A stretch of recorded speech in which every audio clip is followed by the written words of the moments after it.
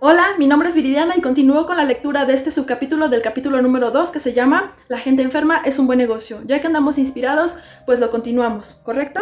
Ojalá que sigas interesado y escuches con atención. Siguiente subtítulo. Y ahora, un mensaje de nuestros patrocinadores. La Asociación Americana de la Diabetes, ADA, no es la única organización responsable de las contradicciones, confusión y debate que arropa a los diabéticos y a sus familiares. Las más poderosas organizaciones y asociaciones de nutriólogos y dietistas también han sido infiltradas por los comerciantes que venden alimentos a base de carbohidratos y almidones. Por ejemplo, la Academia de Nutrición y Dietética, aquí les pongo, que es la organización más grande que agrupa a dietistas licenciados, técnicos en nutrición, investigadores, educadores, estudiantes y profesionales en el campo de la nutrición de los Estados Unidos, también ha ignorado los estudios clínicos que no favorecen sus intereses. Aquí les pongo también. Esta organización, que tiene fuertes influencias políticas de los círculos gubernamentales de los Estados Unidos, tiene más de 75,000 miembros y también mantiene una lista impresionante de patrocinadores comerciales compuesta, nuevamente, de las farmacéuticas y de los productores de alimentos procesados a base de carbohidratos, almidones y azúcares. Puro amor al dinero, señores.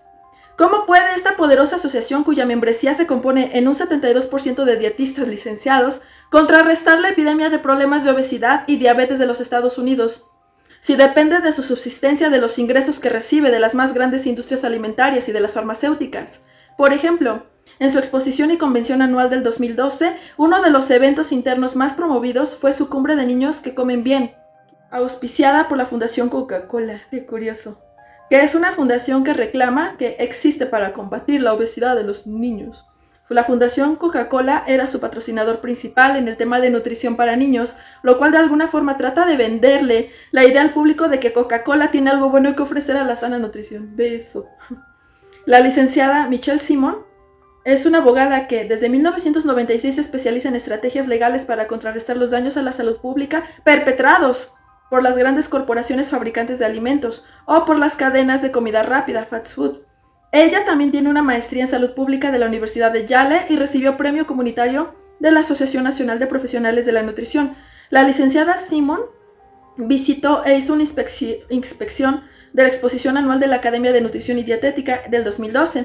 Luego, en su visita a la exposición, la licenciada Simon asumió lo que había observado en la exposición, que es el evento más importante sobre nutrición de los Estados Unidos, con los siguientes comentarios. En el año 2001 tenía solo 10 compañías patrocinadoras de su exposición anual, ahora tienen 38, o sea, cómo se han multiplicado. Un aumento de más de 3 veces en la influencia comercial. Los procesadores de carbohidratos refinados como Conagra y General Mills han sido patrocinadores por los últimos 10 años corridos, de la compañía Kellogg's por 9 años corridos. Las compañías aprobadas como proveedores de recursos de educación continuada para dietistas incluyen a Coca-Cola, Kraft Foods, Nestlé y PepsiCo. Entre los mensajes que enseñaron en la educación continuada patrocinada por Coca-Cola estaban las siguientes frases: el azúcar no es dañina para los niños, el edulcorante artificial aspartame es completamente seguro para los niños recién cumplido su primer año de edad, el Instituto de Medicina es demasiado restrictivo en su regulación de los comedores escolares. Esta asociación, que es la AND, vende patrocinios de simposios en nutrición en su exposición anual por $50,000 cada uno a las compañías interesadas.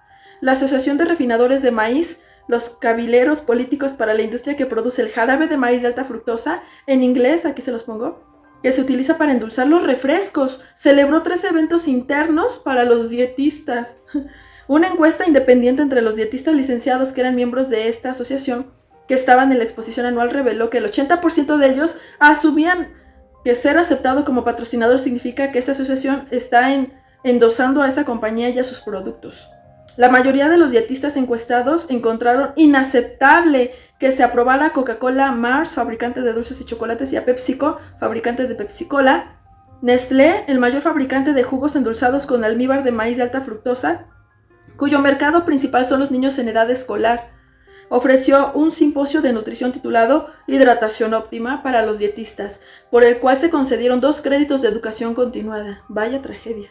La señora Cindy Goody, directora de nutrición de la cadena McDonald's, estaba presente ofreciendo charlas educativas junto a varios de sus chefs y dietistas licenciados sobre los esfuerzos de McDonald's.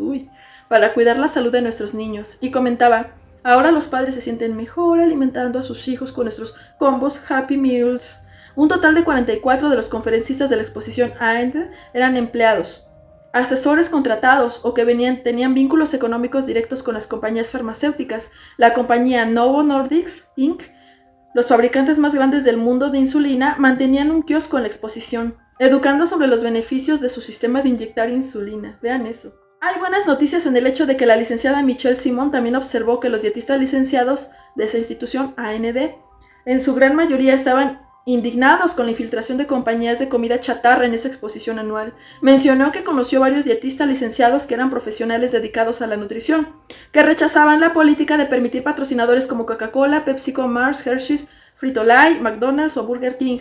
Estos dietistas no se avergonzaban de tener que compartir su exposición anual con compañías productoras o vendedoras de alimentos procesados de baja calidad y prometieron que harían lo posible por cambiar la política de la Academia de Nutrición y Dietética. Esto es una buena noticia porque demuestra que existe gran cantidad de nutriólogos y dietistas que son personas íntegras, que están comprometidas con la salud y que no negocian sus principios, o sea, no son corruptos. Si usted lee en inglés y desea educarse sobre las intrigas, mentiras y corrupción de la industria de alimentos, le recomiendo que adquiera el libro de la licenciada Michelle Simon, titulado, aquí se los pongo, Cómo la industria de los alimentos sabotea nuestra salud y cómo defenderse. Michelle Simon, del 2009. Cómo para confiar en ellas la salud de los diabéticos e incluso la de nuestros niños. No se metan con nuestros niños. Las industrias farmacéuticas y las de la alimentación tienen ingresos de miles de millones de dólares. Y pueden darse el lujo de influenciar a nuestros profesionales de la nutrición, muy en especial a los que, como la Academia de Nutrición y Dietética, que es la AND, dependen de donativos, auspicios y patrocinios. El dinero es demasiado tentador y no siempre usted o su ser querido con diabetes podrán recibir un consejo sobre nutrición que no esté de alguna forma influenciado o contaminado con las mentiras que tienen estos intereses económicos. Siento decírselo, pero le toca a usted, paciente diabético, o a su ser querido que lo quiera ayudar, educarse sobre estos temas para poder distinguir entre lo que son las verdades de las falsedades y que nos pueden tratar de implantar. Mi segunda y última observación sobre toda esta campaña de información errónea que se le continúa ofreciendo a los diabéticos, a los nutriólogos y a los médicos es el siguiente. Número 2. La gente enferma es un buen negocio para las farmacéuticas, tristemente. Esta es una realidad que fue difícil de tragar para mí, pero 15 años después de haber estado ayudando a más de 10,000 diabéticos que padecían obesidad, me convencieron de que no podía ser yo el único que hubiese observado los estudios clínicos que apuntaban al hecho de que la única forma efectiva de controlar la diabetes y de bajar de peso era reducir los carbohidratos refinados, o sea, los alimentos enemigos. Al observar que en Natural Slim siempre lográbamos que los diabéticos adelgazaran y que sus médicos les redujeran los medicamentos a la mayoría de ellos y que también les controlaran o mejoraran casi todas las complicaciones de la diabetes, se hacía obvio que algunos intereses económicos tendrían que estar haciendo un esfuerzo por esconder la verdad, para que la gente siguiera empeorando su salud con el consumo excesivo de carbohidratos refinados. Entre tanto, las trompetas oficiales insisten en tocar las anticuadas canciones de contar calorías y reducir grasa, mientras que los resultados brillan por su ausencia, y las ventas de medicamentos de las farmacéuticas han crecido a tal nivel que amenazan con quebrar los sistemas de salud. Creo firmemente que hay muchísima más gente buena que mala, aunque los periódicos y los medios de noticias traten todos los días con vendernos la idea contraria, porque viven de crearle miedos y preocupaciones a la población. Por eso me hacía lógica que más que nadie hubiera observado los buenos resultados que producían las dietas bajas en carbohidratos en los diabéticos, los cuales están ampliamente documentados en más de 25 estudios clínicos. Con el pasar de los años, esto me hizo llegar a la única conclusión posible. Tienen que haber algunos que se están beneficiando económicamente del sufrimiento y de los daños a la salud que las dietas altas en carbohidratos refinados están causándole a la gente obesa y enferma. Diabetes, problemas cardiovasculares, hipertensión, amputaciones, etc. No podía pensar con el contraste y la ilógica entre las mejorías de la salud impresionantes de los miembros del sistema Natural Slim, según adelgazaban y controlaban su diabetes, como el crecimiento imparable de las epidemias de obesidad y diabetes que estaban acabando con la salud. Por lo tanto, llegué a la conclusión de que tenía que existir un acuerdo entre las más altas esferas de salud y nutrición para promover estas mentiras sobre la dieta recomendada a un diabético. A los diabéticos se les dice que deben consumir entre un 55 o 60% de calorías en carbohidratos y sin ninguna forma de ayudarles a diferenciar entre los tipos de carbohidratos, como si todos los carbohidratos fueran iguales a todos los otros carbohidratos. En la dieta basada en calorías, no se le explica a los diabéticos que los distintos tipos de carbohidratos tienen distintos efectos hormonales sobre su cuerpo. En el cuerpo de un diabético, consumir 100 calorías de brócoli con mantequilla tiene un efecto muy distinto que consumir 100 calorías de pizza. El brócoli y la mantequilla casi no aumentan la glucosa y la pizza sube muchísimo. Todos los clientes de los centros Natural Slim que eran o que habían sido nutriólogos o médicos y que por alguna razón se vieron precisados a pedirnos ayuda para adelgazar, lograron sus metas al aplicar la dieta bajas en carbohidratos y las otras técnicas que hemos desarrollado para regenerar el metabolismo. Todos estos profesionales de la salud, médicos o nutriólogos con sobrepeso, obesidad y algunos con diabetes, se quedaban sorprendidos de cuán fácil adelgazaban y controlaban la diabetes con nosotros, mientras mejoraban el metabolismo y reducían los carbohidratos. Me di cuenta de que a ellos se les había ocultado la efectividad de las dietas bajas en carbohidratos para adelgazar y controlar la diabetes. Nunca podré olvidar el caso de un médico nefrólogo, oigan esto, un médico nefrólogo que padecía de obesidad y de diabetes, que logró con ayuda del programa Natural Slim de Puerto Rico reducir más de 50 libras, que son 22 kilos de peso, y terminó quitándose él mismo la insulina, que por más de 20 años había tenido que inyectarse 2 veces al día. El día que este médico se graduó del sistema Natural Slim, tuvo el valor de dar su testimonio ante más de 50 personas, admitiendo que él estaba especializado en pacientes diabéticos que tienen muchos problemas con los riñones por los altos niveles de glucosa y que había aprendido lo que nosotros le habíamos enseñado de reducir carbohidratos refinados, que le había salvado la vida de sus riñones y que ya no necesitaba insulina. Desde entonces, este médico nos ha referido muchísimos de sus pacientes obesos y diabéticos para que les ayudáramos como a él. Los que más tienen que ganar con las epidemias de obesidad y de diabetes son las compañías farmacéuticas que fabrican medicamentos para una extensa variedad de síntomas asociados a la obesidad y a la diabetes. Los diabéticos en particular padecen de múltiples complicaciones a la salud y a falta de una buena educación en los temas de la dieta y el metabolismo. Son los consumidores principales de los medicamentos producidos por estas empresas farmacéuticas. Siguiente subtítulo: las farmacéuticas influenciando a nuestros médicos. Aquí la explicación. Se estima que en el 2010 había más de 80,000 propagandistas médicos empleados por las compañías farmacéuticas en los Estados Unidos para proveerles sus medicamentos a unos 830,000 médicos que podían recetar. Un representante médico o propagandista médico usualmente visita a una lista de 200 o 300 médicos. A los médicos que más recetas producen en su lista, 120 o 180 de ellos, se les visita cada 1 o 2 semanas. El propagandista médico provee información técnica a los médicos para informarles sobre los últimos medicamentos que la farmacéutica ha desarrollado. Comunicarles sus beneficios y asegurarse de que los médicos les receten a sus pacientes y de que les informan y educan al médico mientras aumentan las ventas de las farmacéuticas. En el 2008, el senador Charles Grassley del Congreso de los Estados Unidos empezó una investigación sobre los pagos sin reportar que hacían las farmacéuticas a los médicos para lograr que se recetaran o recomendaran sus medicamentos. En su investigación para el Congreso se descubrió que varios conocidos médicos psiquiatras de reconocidas universidades americanas que figuraban como expertos médicos para sus colegas médicos habían violado las regulaciones federales y universitarias al recibir secretamente grandes sumas de dinero que las compañías farmacéuticas que fabricaban las drogas psiquiátricas. Aquí está la fuente. La revista New York Times reportó que el Dr. Joseph Bierman, aquí se los pongo también, de la Universidad de Harvard, había ocultado pagos por más de $1 millón que había recibido de las compañías farmacéuticas. ¡Oh, my God! Cuyos medicamentos, como experto médico, había recomendado. Aquí está también el estudio clínico. Semanas después, la revista Business Week reportó que el Dr. Alan, aquí les pongo el nombre, Schwartzberg, jefe de psiquiatría de la Universidad de Stanford, admitió haber cobrado $6 millones de una compañía farmacéutica.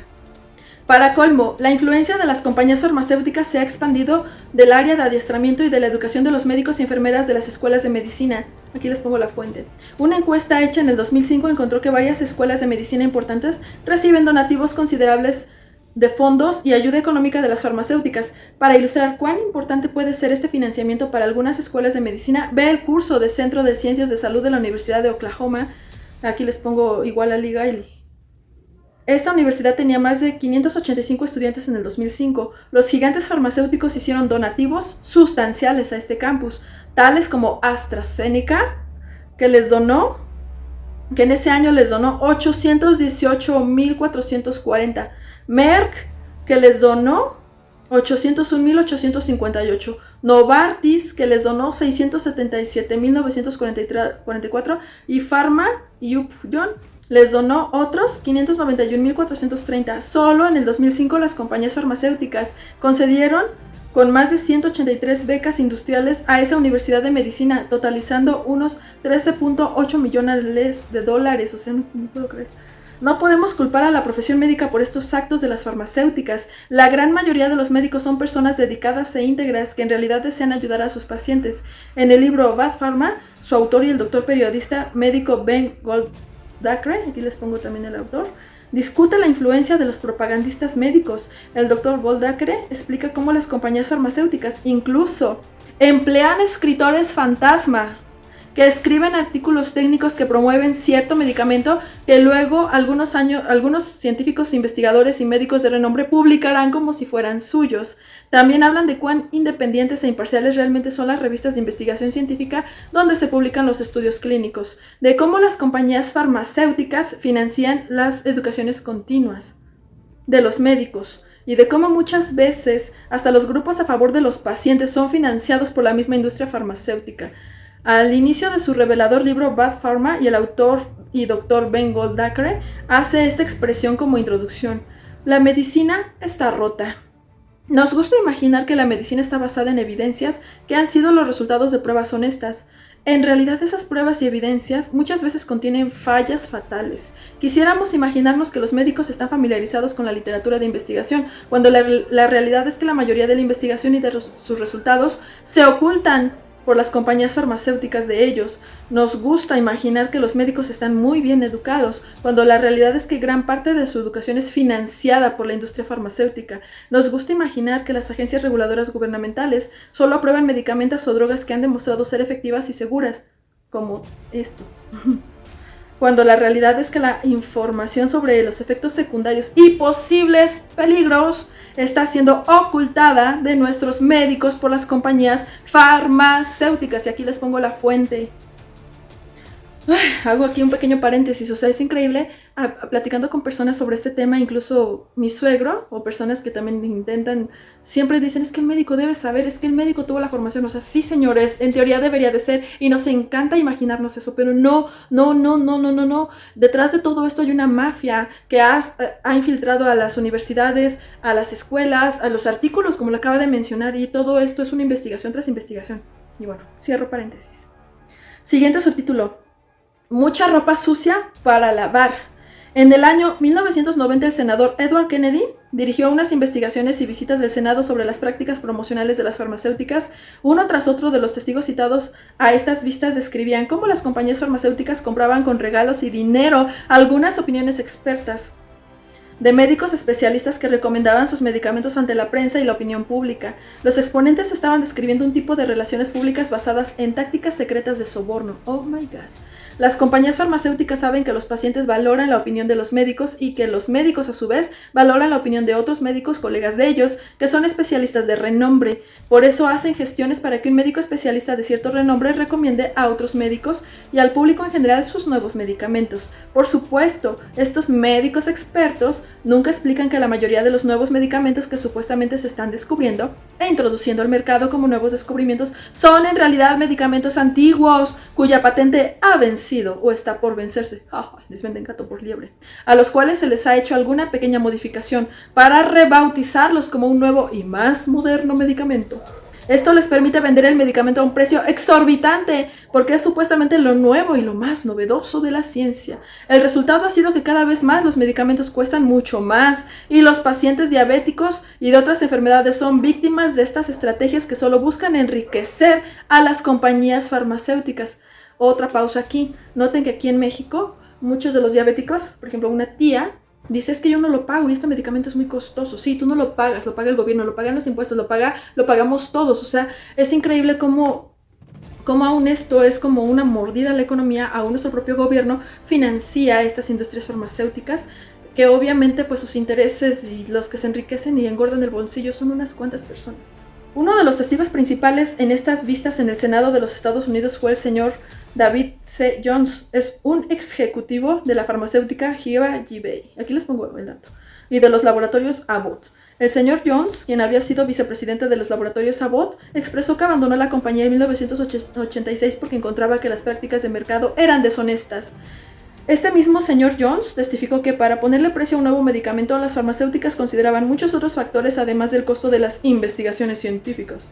Uno de los criterios principales utilizados para fijar el precio del medicamento lo era la disponibilidad de otras opciones que tendría el paciente para controlar los síntomas de su enfermedad. Su lógica comercial les decía que mientras menos opciones de otros medicamentos tuviera el paciente, mayor cantidad de dinero debería de costar el medicamento. Vean nomás.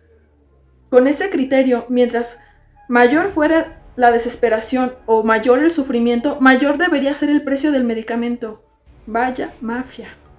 Los resultados de estas vistas al Senado son récords públicos y reflejan la verdadera motivación de las compañías farmacéuticas. Aquí les pongo la fuente.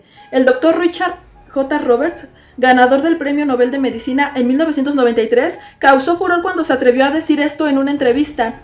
La industria farmacéutica quiere servir a los mercados de capital. Si solo piensas en los beneficios económicos, dejas de preocuparte por servir a los seres humanos. He comprobado cómo, en algunos casos, los investigadores dependientes de fondos privados hubieran descubierto medicinas muy eficaces que hubieran acabado por completo con una enfermedad, pero eso no hubiera sido rentable porque las farmacéuticas a menudo no están tan interesados en curarle a usted como en sacarle el dinero, así que esa investigación de repente es desviada hacia el descubrimiento de medicinas que no curan del todo, sino que mantienen la enfermedad y le hacen experimentar una mejoría que desaparece cuando se deja de tomar dicho medicamento.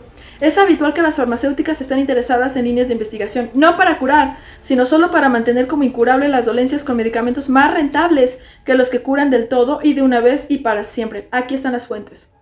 Les recuerdo que muchos de estos medicamentos son necesarios y salvan vidas. No vamos a tapar el cielo con la mano. La industria farmacéutica produce una cantidad de medicamentos que son importantísimos para salvarle la vida a muchas personas, incluyendo los de los pacientes diabéticos. Pero no seamos incautos. Empezar que las farmacéuticas están velando por nuestra salud son negocios y les interesa principalmente ganar dinero. De todas maneras, usted debe saber que más del 90% de los medicamentos no cura nada, solamente reducen, ocultan o eliminan los síntomas de una enfermedad. Precisamente eso es lo que hace tan buen negocio, porque si curaran la enfermedad se quedarían rápidamente sin ingresos. El medicamento perfecto para una farmacéutica es aquel que necesita usarse todos los días, por toda una vida, y que nunca cura la enfermedad, pero sí garantiza las ventas futuras, o sea, una dependencia, como una droga.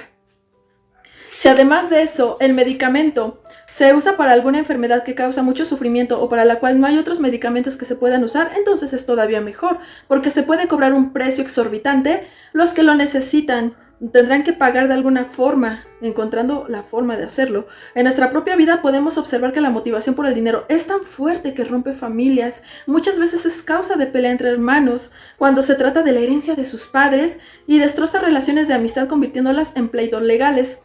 Ahora, dése cuenta de que las farmacéuticas son negocios que están estrictamente motivados por el dinero, y entregarles a ellos el cuidado de nuestra salud o la de nuestros seres queridos es entregarle las ovejas al lobo. Tan reciente como en el año 2013, casi como cuando estaba por terminar este libro, se anunció en los medios noticiosos que la farmacéutica multinacional Johnson & Johnson, una de sus compañías subsidiarias, habían acordado pagar una multa por más de 2.2 millones por promocionar 3 medicamentos para usos distintos a los que fueron autorizados.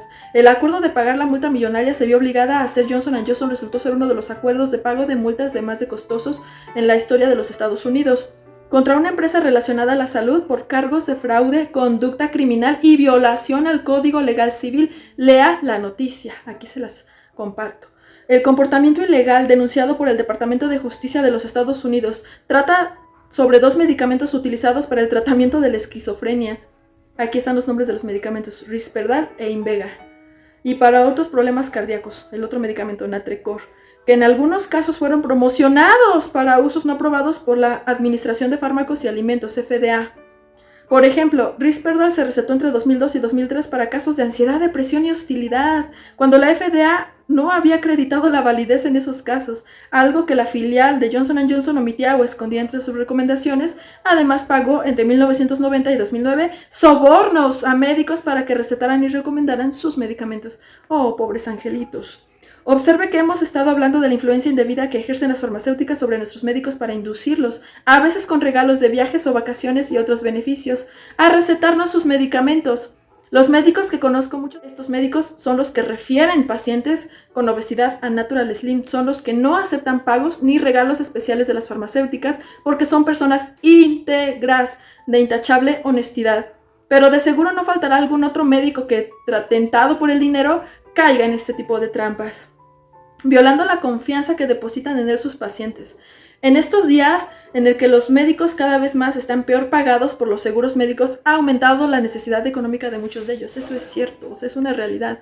El fiscal general de los Estados Unidos, Eric Holder, al anunciar el acuerdo sobre el pago millonario que haría Johnson & Johnson por motivo de la multa, expresó: la conducta de Johnson & Johnson pone en peligro la salud y seguridad de los pacientes y daña la confianza pública. Además, observe que la noticia sobre este fraude de Johnson & Johnson también menciona el uso indebido del Risperdal puede provocar diabetes y sobrepeso. Eso es lo que hago aquí, una pausa, porque el tomar antidepresivos y muchos medicamentos también te van a afectar el metabolismo. O sea, es algo que te va a ocasionar otros problemas, aparte del daño a tus riñones, a tus órganos, y peor si no eres una persona saludable y eres sedentaria. Cierro paréntesis. El medicamento Risperdal es un antidepresivo. En nuestra práctica relativa a la restauración del metabolismo en los centros Natural Slim, ya habíamos observado en miles de personas que los medicamentos antidepresivos producían obesidad y descontrolaban la diabetes, por lo cual lo mencioné en el libro anterior, El poder del metabolismo. La moraleja de esto es que los medicamentos que el diabético se vea obligado a tomar por descuidar el control de su diabetes también le pueden causar obesidad, descontrol de la diabetes y otra variedad de problemas hormonales. Entre los medicamentos no hay ninguno que esté totalmente libre de efectos secundarios, así que el único responsable es hacer lo máximo posible por restaurar el metabolismo y resguardar la salud. El gobierno federal y la FDA le han hecho fácil las ganancias a las farmacéuticas al permitirles introducir nuevos medicamentos que siempre son más costosos que los reemplazan, sin que tengan que demostrar que su nuevo medicamento es mejor que los medicamentos que ya están en el mercado. La lista de drogas aprobadas por la FDA refleja que entre 1990 y 2004, el Centro de Evaluación e Investigación de la FDA, aquí les pongo el estudio, aprobó unos 1,100 nuevos medicamentos o drogas, de las cuales solamente unas 400 eran relativamente nuevas, o lo que la FDA llama nuevas entidades moleculares. La gran mayoría de esos medicamentos eran reciclados, con pequeñas alteraciones químicas que les permitían o venderlos más caros como nuevos o extender una patente federal por no tener que declarar los medicamentos genéricos y reducir sus ganancias. Qué triste. Las compañías farmacéuticas también utilizan la estrategia de crear campañas de educación al público. Por ejemplo, en 1983 el principal ejecutivo de la farmacéutica Glaxo, el señor Paul Girolami, introdujo al mercado su nuevo medicamento para la acidez llamado Zantac. Zantac no era un medicamento nuevo, en realidad era casi una copia de un medicamento muy conocido en ese entonces llamado Tagamet, que fabricaba la farmacéutica SmithKline. Zantac, trabajaba de forma igual a Tagamet, pero su fórmula química era lo suficientemente distinta como para no infringir la patente Tagamet. En vez de vender el nuevo Zantac a un precio más bajo para quitarle el mercado a Tagamet, lo que Glaxo hizo fue presentar su nuevo medicamento Zantac para la acidez a un precio que era 50% más caro. Venderlo algo más caro da la impresión de que al ser más costoso tenía que ser mucho mejor. En realidad, un medicamento no necesariamente será mejor simplemente porque tenga un precio más alto. El éxito económico de un medicamento depende de la efectividad de la campaña de mercadeo y de lo que dicha campaña se le haga a los consumidores y a sus médicos. Para lograr su meta de capturar el mercado, Glaxo utilizó su mayor margen de ganancia en el producto para financiar estudios que favorecían la idea de que Zantac funciona mejor que Tagamet. Según lo explica la reportera Melody Peterson en su libro, aquí se los pongo, el señor Girolami de Glaxo empezó entonces una de las campañas publicitarias más costosas de la historia. Glaxo descubrió que la gente no consideraba que la acidez estomacal era un problema importante. Para convencer al público de que la acidez estomacal era algo terriblemente serio, se les ocurrió que en vez de acidez estomacal se le debería de llamar mucho más serio y preocupante como reflujo gastroesofágico. Seguramente Glaxo sabía que el reflujo gastroesofágico era causado en gran parte por un consumo exagerado de pizza, papas fritas y refrescos azucarados como Coca-Cola y todos los carbohidratos refinados. Pero este tipo de información no convenía decirse. En 1986 Glaxo le pagó a la organización de las encuestas Gallup para investigar el reflujo gastroesofágico, acidez estomacal, y esta encuesta reflejó que el 44% de la población padecía de reflujo gastroesofágico, por lo menos una vez al mes. Glaxo lanzó entonces una campaña masiva de educación titulada Reflujo gastroesofágico a través de América, para educar al público sobre esta terrible enfermedad. Glaxo creó también el Instituto Glaxo para la Salud Digestiva, cuya misión era financiar las investigaciones de cientos de médicos y levantar conciencia pública sobre los problemas de acidez estomacal. El plan de mercado de Girolami funcionó tan bien que rápidamente Zantac se convirtió en una mina de oro para Glaxo.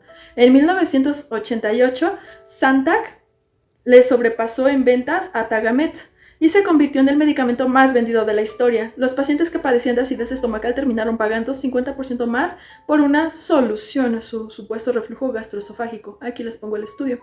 Existe una gran preocupación sobre la influencia indebida de las compañías farmacéuticas en el proceso de investigación científica, la cual se supone que lleve de forma objetiva e imparcial los estudios clínicos. Varios estudios han demostrado que los estudios clínicos que son financiados por compañías farmacéuticas tienen como promedio 20 veces más probabilidades de arrojar resultados positivos hacia sus propios medicamentos. Aquí están los estudios. Por otro lado, las compañías farmacéuticas tienen un gran poder político. Para proteger sus intereses, invierten más millones de dólares cada año que cualquier otra industria en cabilderos políticos, que trabajan a tiempo completo para ganar influencias, para convencer a los senadores y legisladores, para dar leyes que favorezcan sus intereses económicos, les hagan más fácil cobrar sus medicamentos o les protejan sus mercados. Desde el año 1998 hasta el 2006, la industria farmacéutica pagó 855 millones de dólares, más que ninguna otra industria a sus cabilderos, para ganar influencias y lograr leyes que favorezcan económicamente. Aquí está la fuente. Cabildero político es una persona que trata de influenciar a los funcionarios electos para asegurarse de que las leyes favorezcan o no perjudiquen a una industria, organización o el público en general. Ya se los puse. No voy a negar que muchos medicamentos de los que fabrican las farmacéuticas son necesarios y de hecho en muchos casos pueden salvar una vida. Sin embargo, se hace obvio que el negocio de las farmacéuticas no está motivado solo por el deseo de salvar vidas, sino más bien por el interés monetario. Hay miles de personas buenas, de científicos y de profesionales de la salud que son personas honestas que están trabajando en las farmacéuticas, pero eso no quita que la motivación principal detrás de estos inversionistas es el dinero. La venta de medicamentos es un negocio y depende de que haya suficientes personas enfermas para crecer y expandir sus operaciones internacionales.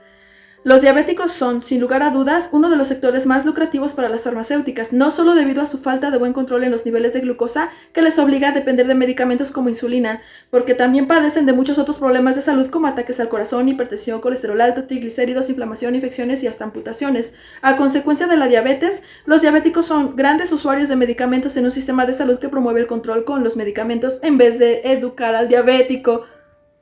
En un artículo reciente, el director de la Fundación Life Extension, el señor William Folsom, aquí se los pongo, explicaba el abuso de las farmacéuticas con sus altos precios en los medicamentos que se han convertido en medicamentos genéricos debido a que su periodo de protección de patente federal había expirado. Las sustancias activas de los nuevos medicamentos reciben derechos de una patente federal que les concede una exclusividad de mercado o una forma de monopolio, donde solamente la farmacéutica que inventó el medicamento lo puede vender al mercado. Esta protección y exclusividad de mercado que concede la Ley de Patentes Federales le permite al fabricante del medicamento tener la exclusividad total por un periodo de hasta 20 años. En su artículo, el señor Fallon explica que los precios de los medicamentos genéricos a los que ya se les venció el periodo de patente federal deberían ser muy bajos, pero sin embargo se mantienen excesivamente altos para mantener la ganancia de las farmacéuticas.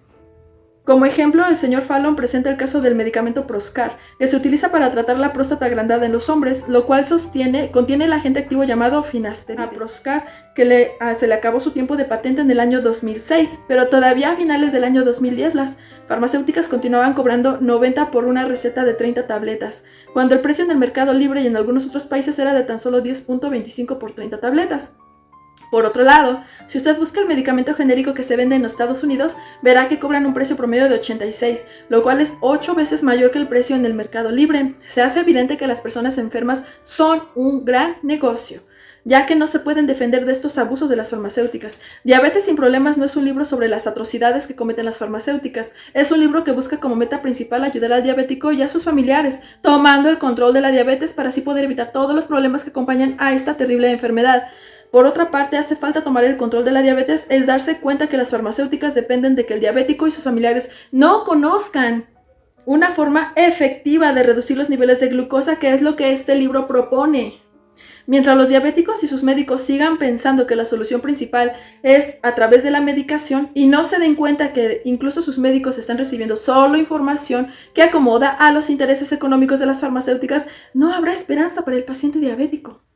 Un ejecutivo que trabajó para la farmacéutica Eli Lilly por 35 años, el doctor John Virapen, aquí se los pongo, y quien en un momento fue el director del mercado de esa farmacéutica en Puerto Rico en los años 1979 y 1989, no pudo más con su cargo de conciencia, vean esto, y finalmente delató en el libro que escribió, después de un infarto que le hizo retirarse de su puesto, la corrupción de Eli Lilly. En su libro, él admite que y se arrepiente de haber participado en comprar influencias y conseguir aprobación de drogas psiquiátricas como Prozac en Suecia, donde luego se le nombró como director general de Eli Lilly para ese país. Su libro Side Effects, aquí se los pongo, y se los pongo completo, es como una historia de horror, corrupción y engaños a granel. Si usted lee el libro de Virapen, se dará cuenta de que es demasiado real la información que reveló después de 35 años, como para haber sido fabricada. Y aquí les pongo la fuente.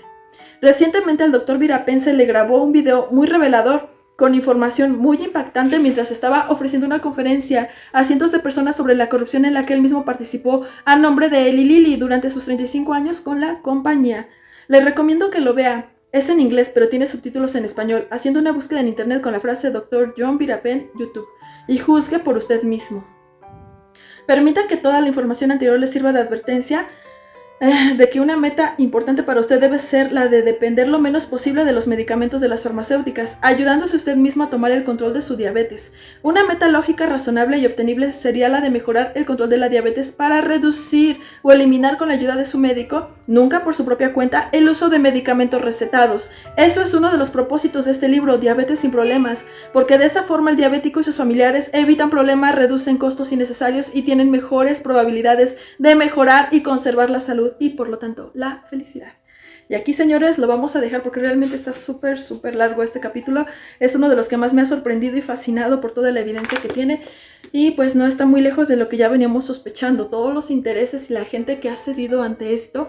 De verdad, como dice la Biblia, que el amor al dinero es el principio de muchos males, o sea, de todos los males. Seamos cuidadosos. Si tú eres un médico, dietista, nutriólogo o integrante del área de la salud, déjame decirte que seas muy cauto con el recetar tus medicamentos y que trates de ayudar a la persona. Si no sabes cómo, refiérelos con un consultor de metabolismo. Ya hemos hablado que muchas de las enfermedades o fallas orgánicas, llámese de la tiroides, hígado graso, triglicéridos, hipertensión, incluso cáncer, se puede ayudar bastante con un buen conocimiento del metabolismo. Créanme, o sea, realmente sabemos que el primer pilar es Dios, tus emociones, tu ser, y luego en segundo, pues viene siendo tu alimentación, la parte orgánica y ambiental que tú permites en tu cuerpo. Ojalá que hagas conciencia y empieces a cuidar tu salud. Dame like, comparte, comenta. Chao.